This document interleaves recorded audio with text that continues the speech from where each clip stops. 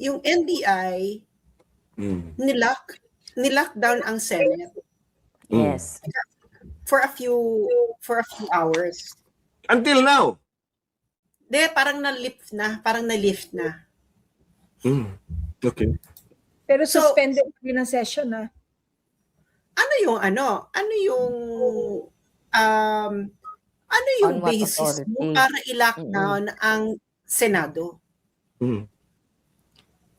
Wala kang basis. Ano rin capacity niya? Oo, ano capacity mo to lock down the Senate? Ano yung issue?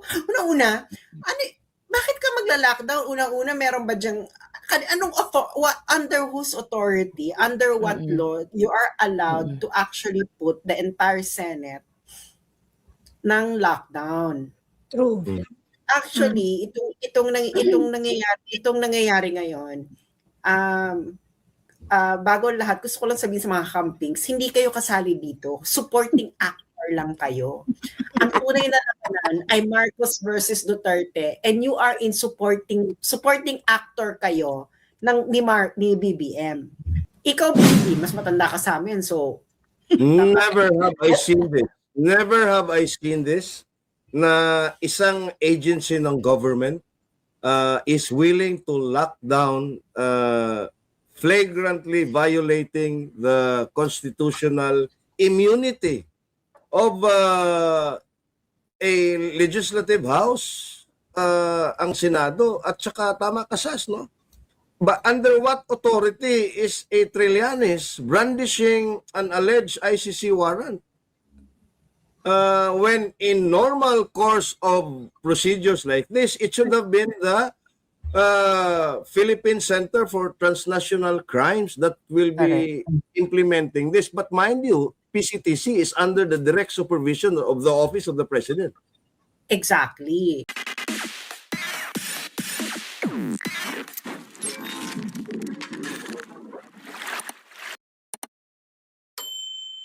Natulog lang ako. Nag-uusap pa lang tayo eh. Nagpagagising ko, bumaligtad na pala mundo eh, no? Oo. Alam mo, okay, the good thing about what happened in the Senate today is that we see some rays of light when now it's the leadership is now under APC or Alan Peter Cayetano, no? And in an instant we saw how nakita natin paano biglang luminis yung session kanina sa Senate. I don't know, Tita Itz, kung nasimulan mo. Kasi transitioning from Soto and Alan Cayetano there, biglang luminis, biglang yung energy naging positive because magaling din, in fairness to Alan talaga, no, madiplomasya talaga mag-handle ng ng parliamentary procedures, and yung knowledge niya, he can really articulate it well, even if it means saying no to someone or denying someone his motion or whatever you call it, no. Biglang lumumanay no. Even his presence up there, it's sending us a message of new page. It's a new page. It's a new start. So yun yung magandang nangyari ngayon sa Did Senate. you get a feeling parang back to normalcy na tayo, parang normal na at hindi na pilit yung Tito Sen is always bragging about yung kanyang sinasabing galing niya sa parliamentary procedures, yung mga ganun ba, yung pagiging parliamentary niya. Pero ang feeling kasi natin parang pilit, hindi siya natural. Alam mo yon, pagbalik ni Sen Alan, ay naku, parang ayun na, ito dapat ang Senado. Ramdam natin. Back on track tayo ba? Parang Yes. ganun. Yes. So, Miss Sas, si Sas, if you're still, paki-check ng messenger mo, I just sent you the link. ikaw, Kuya, what's your take on this? Parang ang taas naman ng latang yan. Tangina, talagang, I really wanted a drink kanina because I was so tense. And it was Attorney Irene driving, and it was all happening on live sa YouTube channel, and we were driving, she was driving, I was on the passenger seat, and we were monitoring, and we were thinking, Kasi nga, we saw, when we opened it, we saw yung nag-ano parang medyo nagwala si Bato doon sa Senate floor, sa plenary floor, at may sugat siya. So I had to backtrack kung ano yung nangyayari because I was thinking na what the fuck is happening, you know.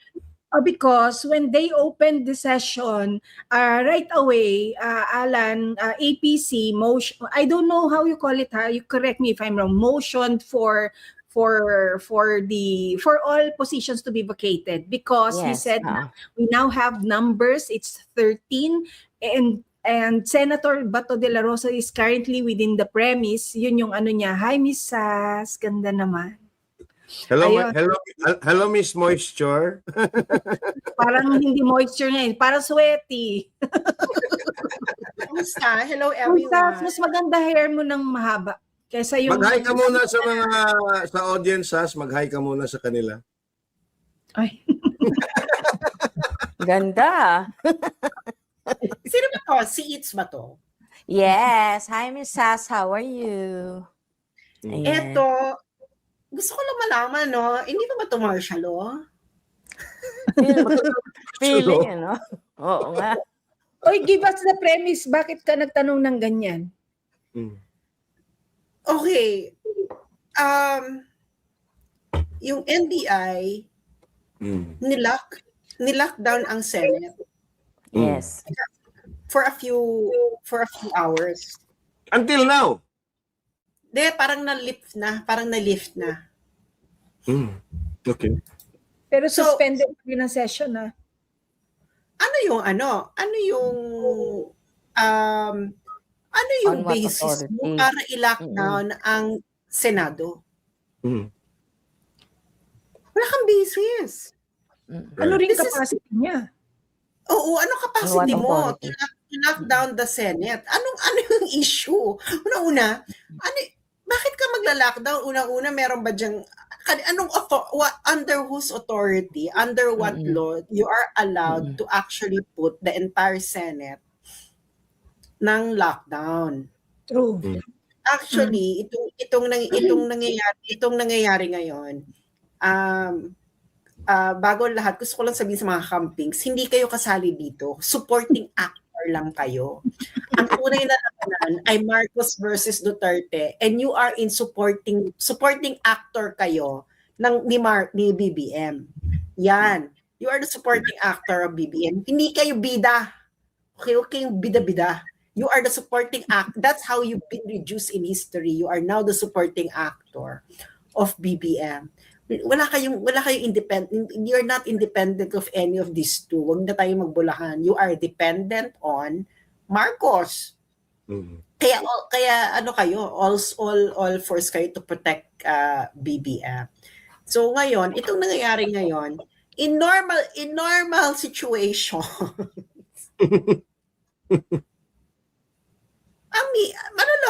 hindi ito normal. Actually, hindi walang normal situations na ganito because this is the first time that I ever saw this in my entire existence. Ikaw, EB, mas matanda ka sa amin, so... Never have I seen this. Never have I seen this na isang agency ng government is willing to lock down flagrantly violating the constitutional immunity of a legislative house, ang Senado, at saka tama kasas, no? But under what authority is a Trillanes brandishing an alleged ICC warrant?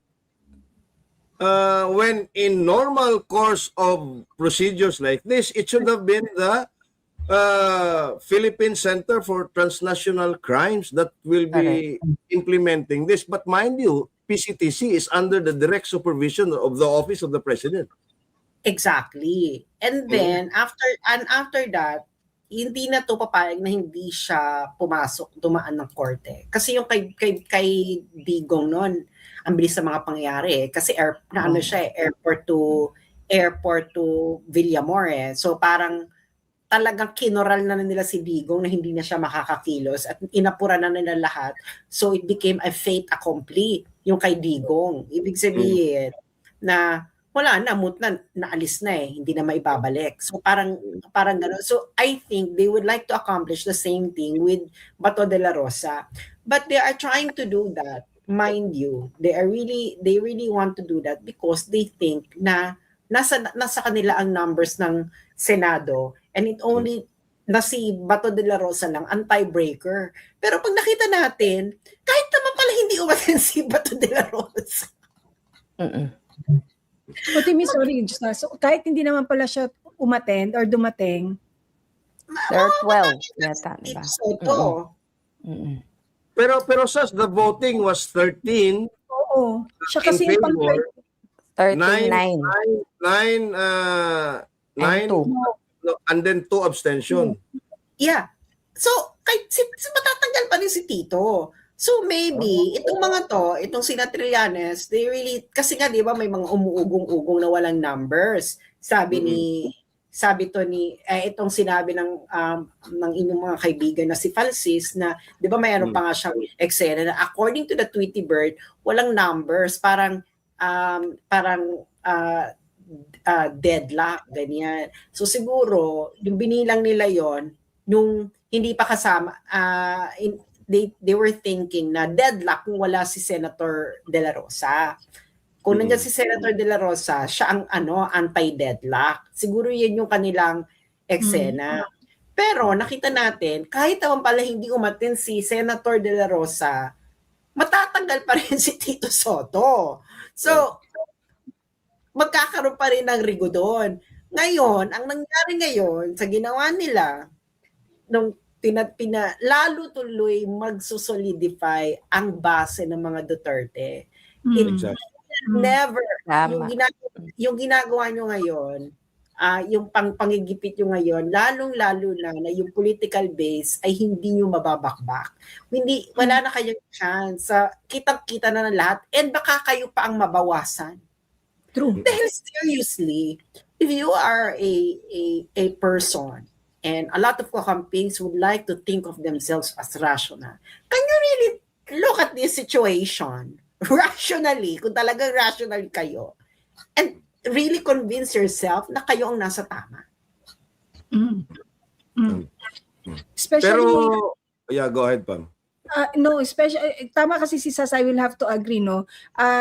Senator Bato there showing up, regardless if kahit hindi siya dumating, merong numbers pa rin. But then, of course, we cannot risk someone else saying or taking it back later on. No, at least merong pang extra. It is through him. It is in his number na siya yung excess to fulfill what happened today. No, what they showed kanina, kung paano talaga siya, alam mo, awang-awa ako sa kanya nung kung paano siya binaboy, ha. Yes. So Yung CCTV footage, tama, Pam. Go ahead. Yeah. Can you guys describe it? Kasi nga kanina sabi ko, sino yung mga characters na yon? Merong iba-ibang mga Have you seen the naka-black, CCTV yes. footage? You want Oo. me to share it? Meron kasi you mga can play iba-ibang it. characters. Can you I think describe that's what to they're us? trying to do because they're identifying the John Does at saka Jane Does doon. Kasi may mga babae din na na mga agents ang humabol. And imagine, alam mo, meron akong eksena doon sa isang hallway na yung staff ni Senator Bato na babae, yun siya yung lumingon kung maabutan ba sila. That's so for me, hello? Yep, go. Hindi ka gumagalaw, kuya. We are here. Si Tita It's not off. Yan. Okay. Ayun. Nakakaawa. Nakakaawa. Yeah. Nakakaawa. Tapos you see Senator Bato, yung already yung niya, yung aura niya na may tension sa mukha niya eh. Nakita niyo yun eh. Tapos yung sinabayan pa siya ng tanong ng isang mainstream media na anong ginagawa niyo po dito. Okay, let's watch. Yan. Ayan. So, siya ang nauuna, no? Of course. siya lang I-rewind ang- natin. Ito yon.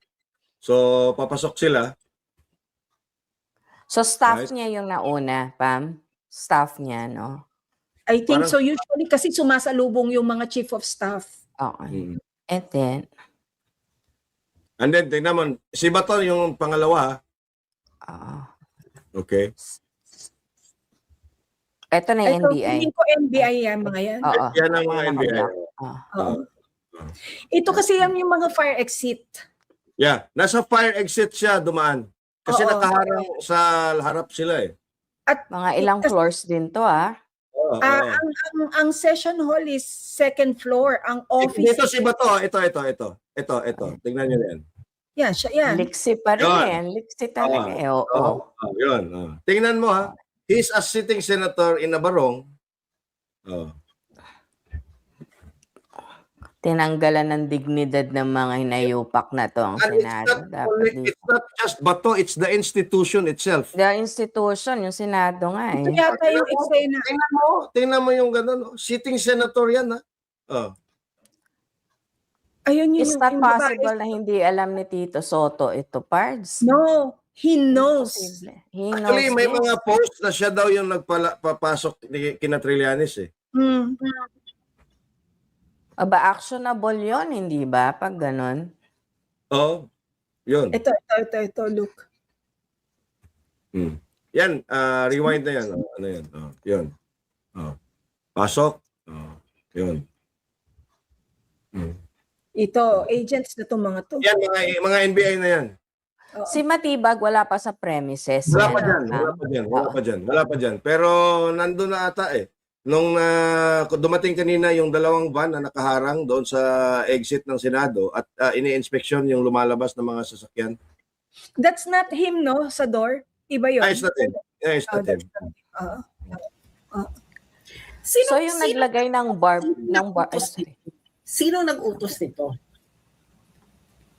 Wala. Kasi meron kasi sa NBI, 'di ba? Meron siyang subpoena if I'm not mistaken. NBI ba yung nag-issue ng subpoena or DILG. DILG. So That's bigla why na lang kanina, pumasok pala yung NBI. okay, kanina Pards, no? In-interview, nakita ko, naabutan ko sa sa TV Patrol, in-interview si Trillanes kaninang hapon.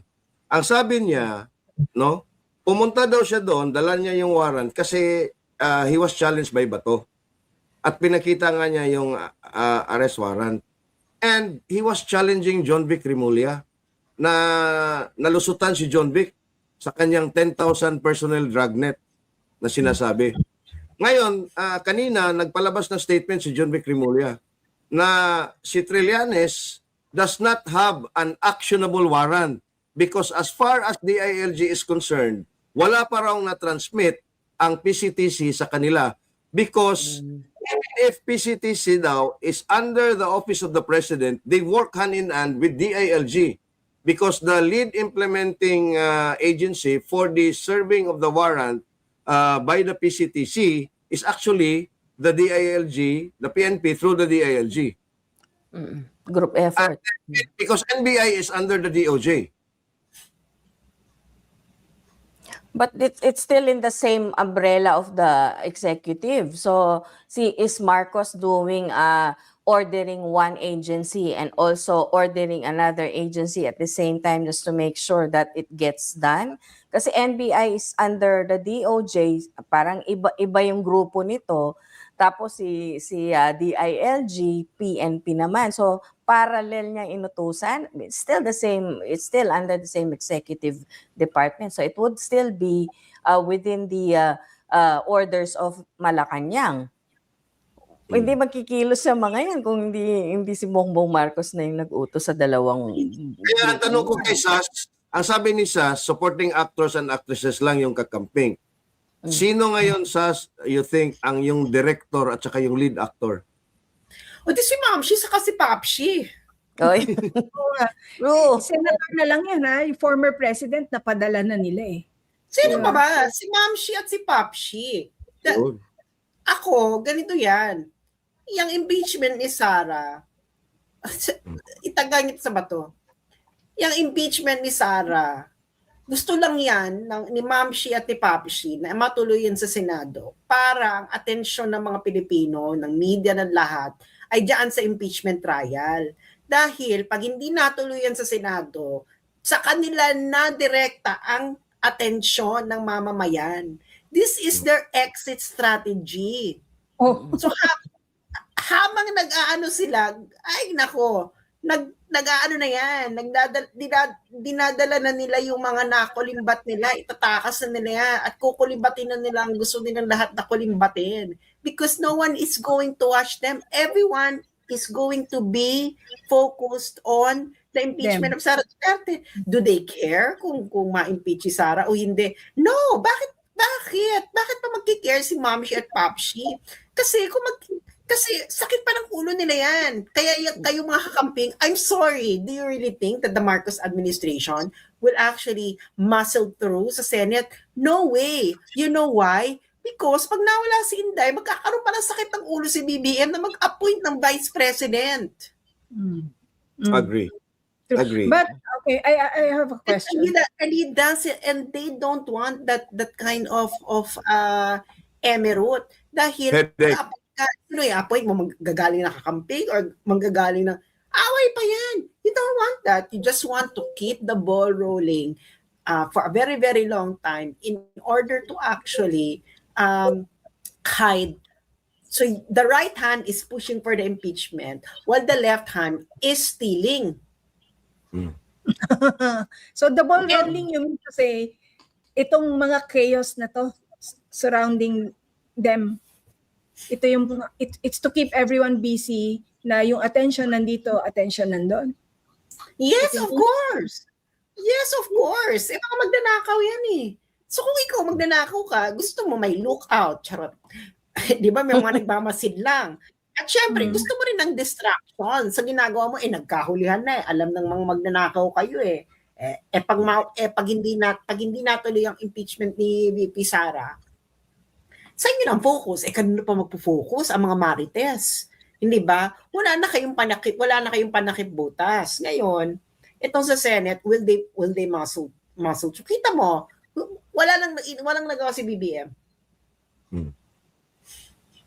Sa change of leadership, you mean? Wala siyang nagawa dahil wala na siyang pakialam diyan. You know, bahala na kayo. So ibig sabihin, hindi niya kaya yung Senado.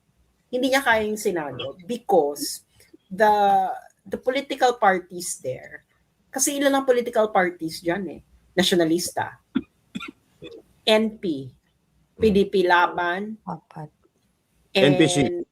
Lakas. Kaunti lang yung NPC. Lakas. NPC. Nakita na natin ang nationalista umanib na sa PDP Laban. Yeah. To support. And that is even with cases filed against the entire Villar family, ha? Doon sa kanilang... Baka nalusutan na nila. Yeah. Kasi yung dalawang magkapatid, bumoto na in favor. Oo. Feeling ko nalusutan na nila. Pero Sas, what's your take? Si JV Ejercito nag-abstain doon sa voting for the new Senate President. At saka si Mig Zubiri nag-abstain. I think si JV Ejercito nag-abstain siya out of respect to Tito Soto.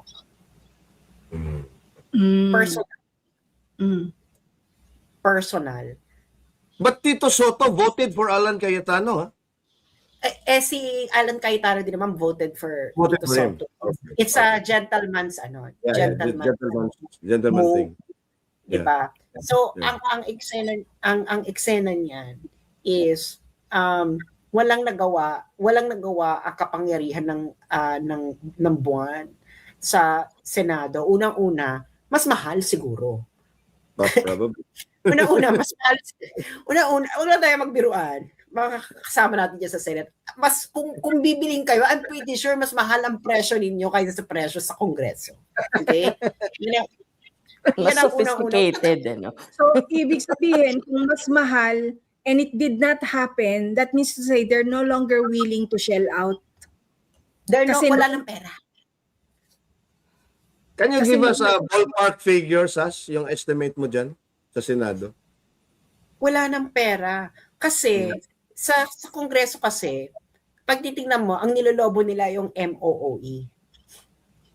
Tsaka yung yung soft pork. Oo, yung soft pork. Ang Senado naman, wala namang ganyan, girl. Pag, ang Senado, ibang dilihensya dyan. So, cold yan, cold cash. Ibang dilihensya Alin? sa Senado, mga friends. Ang dilihensya dyan, siguro yung mga franchise, yung mga ganyan, mga eksena. Wala dyan, walang diretsang dilihensya dyan ng infrastructure. Siguro siguro meron din kasi nagpapa-insert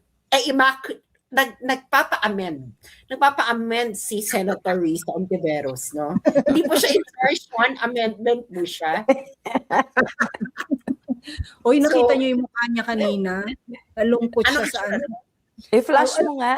I-flash mo. Wala eh. Mo. Parang ano lang, speechless. Literal. Wala siyang magawa. Akala ko excited siya kasi andun si Trillanes sa Senado. Excited. Alam mo, may mga feeling ko, kaibigan tayo. kaya siguro siya nabuhusan naman ng malamig na tubig. Nakita niya siguro, putang ina, baka, parang na tayo, dinobol na tayo ni Bongbong, ah. Ganun. Dinouble yeah. cross. Dinouble cross na, no? Double cross. Inonse na, no? Pero, Ito lang masasabi ko sa inyo, makakamping. Ito lang masasabi ko sa inyo, makakamping. Kahit itanong nyo pa to kay Pam, no? Dito kay Pam, na nasa loob ng kampanya nila Marcos, matatalino tong mga to. If you really think na para siya sa inyo, nagkakamali kayo, kita nyo nga, pinagtatapon nga lahat ng mga taong tumulong sa kanila, nung nagkaupuan na, wala man lang niho ni si Vic Rodriguez na tinapon. Putang ina, sino kayo? Ito lang masabi sa mga kalaping. Who you kayo kay Martin BBM? Romualdez nga eh, di ba? Kay Si B- Martin kay B- Romualdez. Si Martin Romualdez nga, itinulak na sa bangin. Hindi Oh. ba? O, yung kadugo yun, ha? Kadugo si yun. si Saldico nga, naka-self-imposed exile. Si Saldi ko naka-self-imposed exile. Yung isa tumalo na ng bangin dahil wala na, hindi na siguro siya. Ay, ba't ba tayo natawa? Oo, yan. Natawa talaga ako dahil you put yourselves in this situation. This is a comedy, no? Pag papanoorin natin to ng movie, comedy to. Dahil putang ina, nilagay mo yung sarili mo yun sa kanyang sitwasyon. Tama. O yung isa, ang kanyang buong loyalty kay BBM, nahuli pa rin ng NBI for extortion kuning-kuning. Oyo. Anong Si text Amy, nandun? kapatid na. Anong text? Anong text? Si Amy. Girl? Ay, hindi. Si Amy off limits yan. Kasi hindi nila yung direktang kadugo. Ah. Buhay pa si Imelda eh. Tama.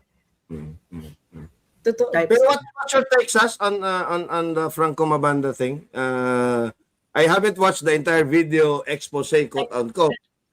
I watched it already. And ang masabi ko lang, ewan ko sa company Martin Romualdez, why do you really think this is worth 300 million? Right. Same. Right. Ha? Parang, nakapublic Sa- naman yan. Nag-comment na nag-comment ako dun sa sa post mo. Sabi mo kasi parang ang missing sa PGMN video are the following. Yung hinahanap mo, nasabi mo na yun. Alam, sa'yo nga kami natuto ng budget sa'yo nga kami Tama. natuto ng mga insertions na yan. Sa'yo nga kami natuto ng NEP, ng GAA, ng Ng MOOE, lahat. wala silang bagong sinabi. Wala silang Kaya Kaya nga nandito ako nakapag-vlog ako dahil doon eh. Nandun lang ako kay Sas at kay Joey. Tapos Joey, pinaakyat- pare-parehas. kay Joey. At Hindi, kaya na nagtataka ako sa company Martin. Putang ina, kung 300 million pala yan, bakit hindi nyo lang sa akin binigay?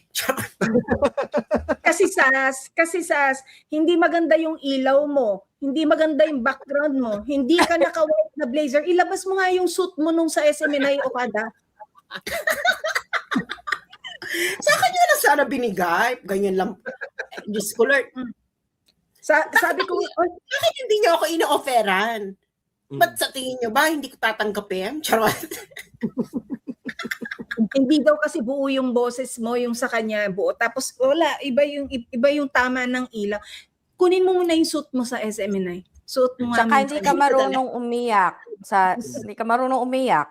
Oo. May iyak yun eh. May kasama iyak. Hindi, inaano ko talaga, no? Putang ina. Akala ko naman, I'm so sorry, I really thought na 300 ang presyo because, ay nako, maglalabas to ng mga telephone conversation. Feeling ko talaga, meron talaga mga ebidensyang ibinigay ang Team Mamshi. Smoking gun ba? Oo. It seems to be na wala naman palang binigay na ebidensya ang Team Mamshi dahil wala namang puro namang public documents yung nandoon. Correct. Kasi And So what's your take on that? the packaging is si Martin ang mastermind. The point is, ang mastermind, ang issue natin is yung flood control na nakawan.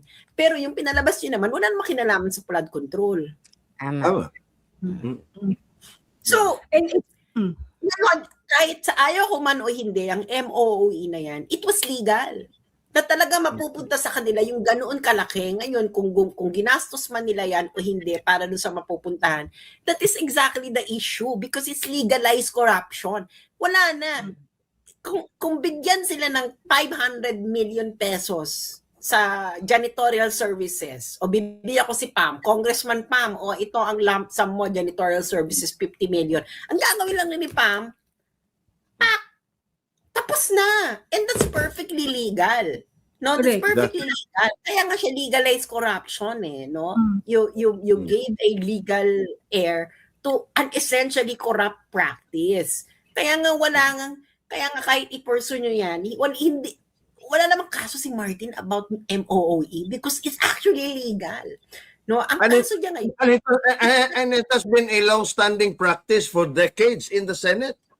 Yes, And the House. siguro unang-una pang nagkaroon ng Senado, hindi pa ito ngayong sistema. Ngayon nga lang lumobo ng bonggang-bongga dahil wala na talaga silang hiya. Putang ina ninyo. Actually, doon ako nawala ng gana, doon sa kakahintay ba na okay, nasan yung pasabog? Siguro introduction lang tong alam na natin na sinasabi nila. So okay, sige, hanggang pupungas-pungas ka na, inaantok ka na, makakatulugan mo ba na nagising ka na parang alam mo pa rin kung ano yung sinasabi niya kasi dati na nating narinig yan. And yung nakapangwalang gana sa akin is that you present yourself as if you've done all the research and things, and then here you are referring to that research made by Dare to Ask, which is not a wrong thing. Kudos to Dare to Ask for making it, you made it to PGMN, no?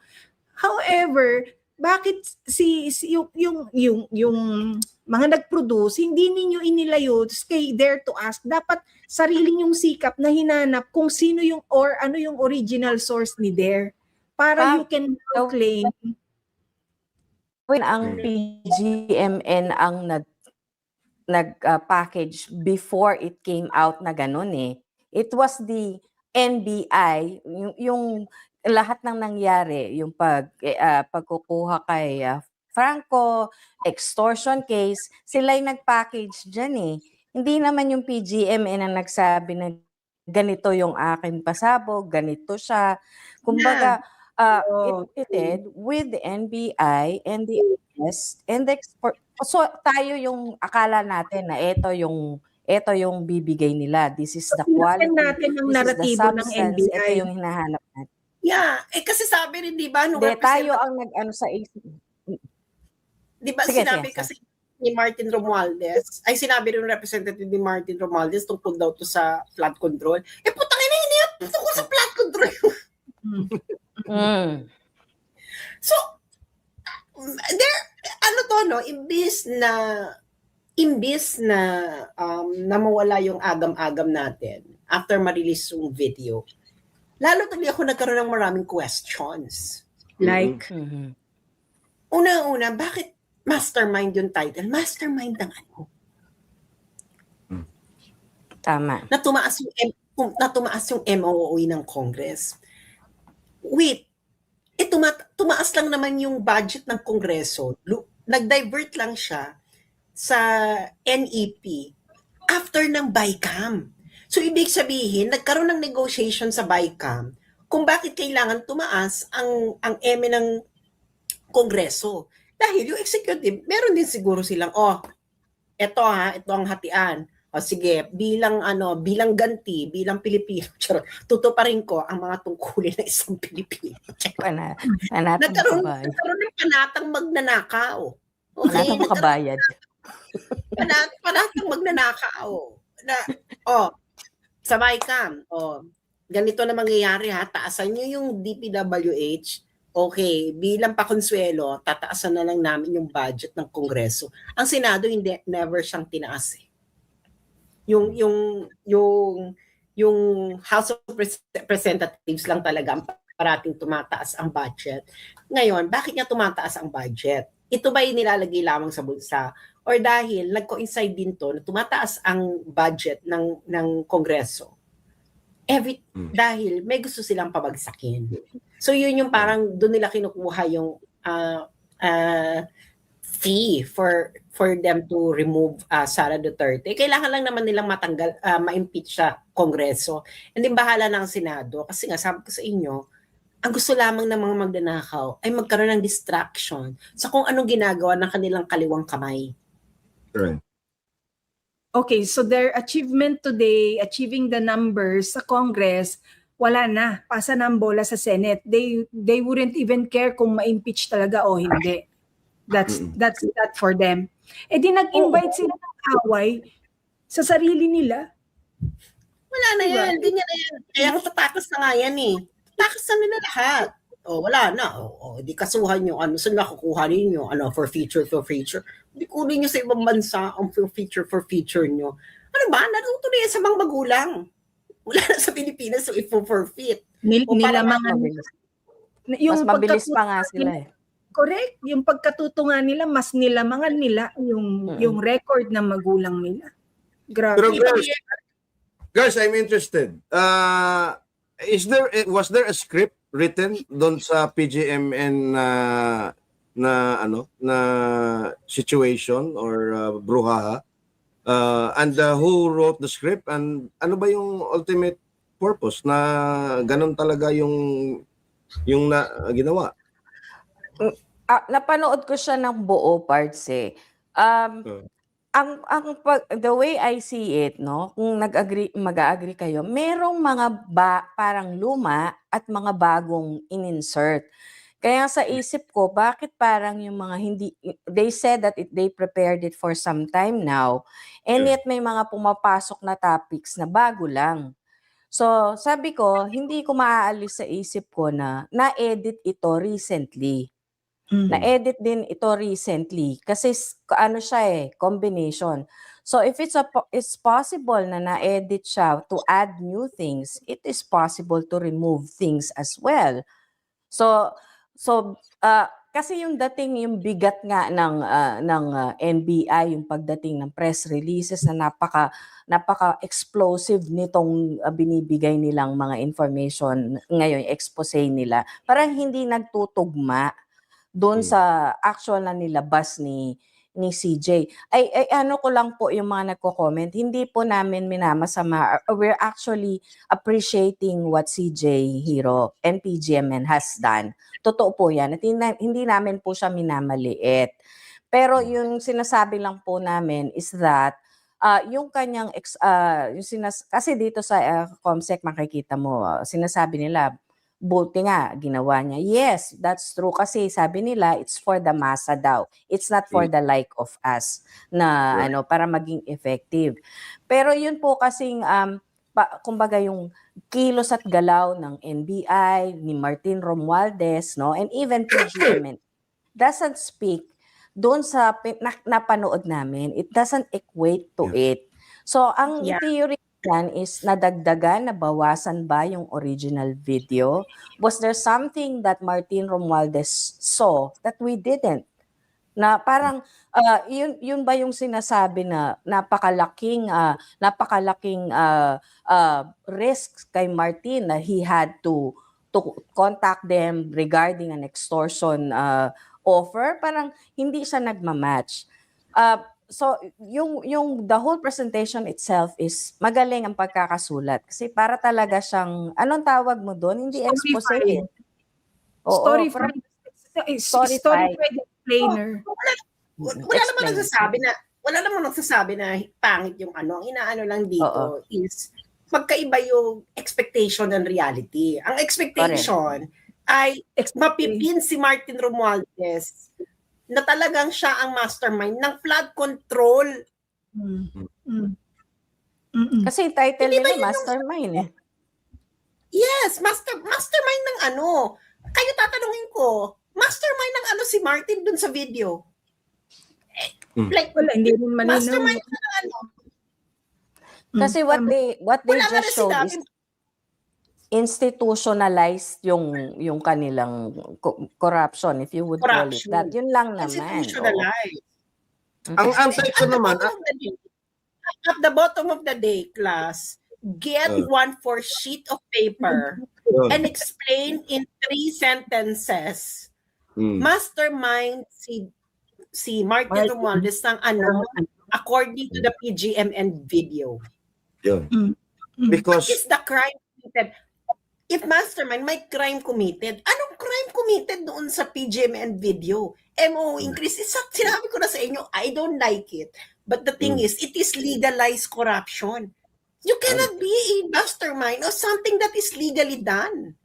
True.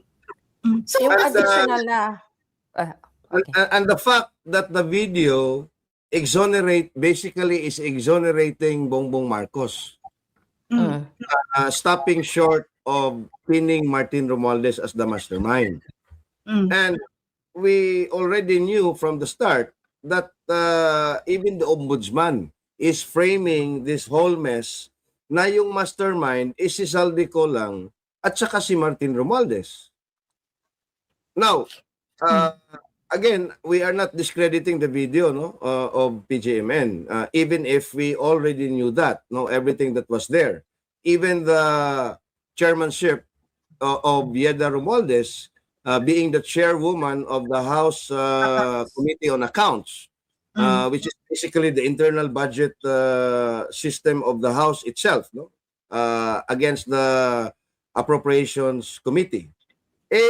Nasulat na yan as early as October of 2023 ng Rappler, PCIJ, and even I even made a post about it.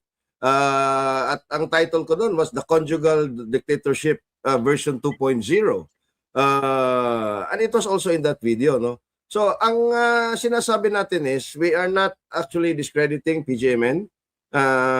We were in fact happy na it was collated in such a way that laymanized down at storyfied, which is okay, but for that story na it was an robbery extortion worth 300 million, and for NBI to bend over backwards, even admitting that nagpagawa sila ng counterfeit bills doon sa Recto, something doesn't add up to me, because we already knew that Martin is guilty as hell, but the fact is